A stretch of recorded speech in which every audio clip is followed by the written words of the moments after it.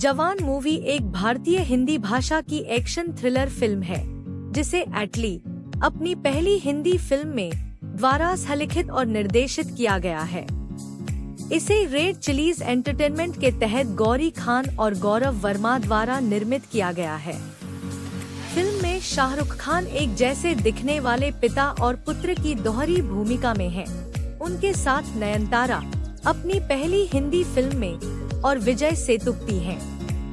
Film में आजाद एक महिला जेल का जेलर एक सतर्क व्यक्ति है जो कैदियों की भर्ती करता है और ऐसे कार्य करता है जो भारत में भ्रष्टाचार पर प्रकाश डालते हैं। पूर्वोत्तर भारत में एक आदमी को विमान से नदी में फेंक दिया जाता है। वह आदमी एक आदिवासी समूह को बेहोशी की हालत में मिलता है, जिसका नेता उसे अपने साथ ले जाता है और कई महीनों तक उसकी देखभाल करता है।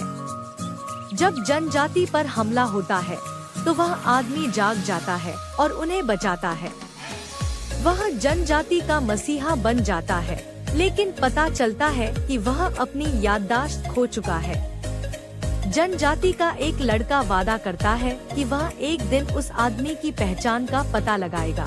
सालों बाद 2023 में मुंबई में आजाद नामक एक पुलिस अधिकारी जो बेलमवाड़ा महिला जेल का जेलर है, 6 कैदियों के एक समूह के साथ मुंबई मेट्रो ट्रेन का अपहरण कर लेता है।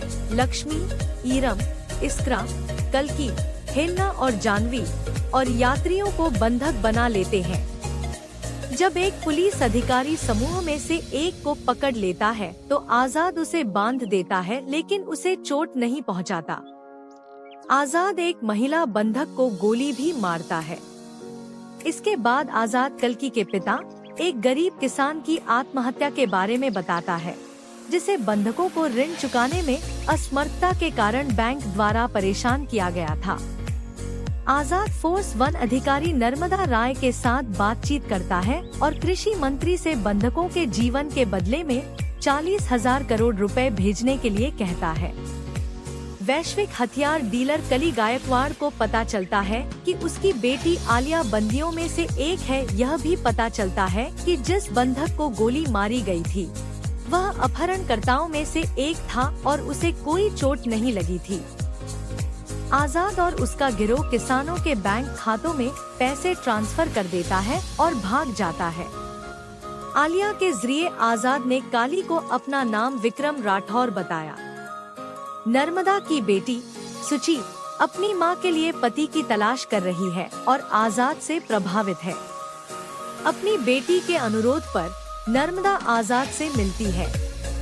अपने विचार साझा करने और एक दूसरे को समझने के बाद वे सगाई कर लेते हैं। हालांकि नर्मदा उसके दूसरे व्यक्तित्व से अनजान है। आजाद और उसका गिरोह स्वास्थ्य मंत्री का अपहरण कर लेता है और स्वास्थ्य मंत्री की जान के बदले सरकारी अस्पतालों में बेहतर बुनियादी ढांचे की मांग करता है।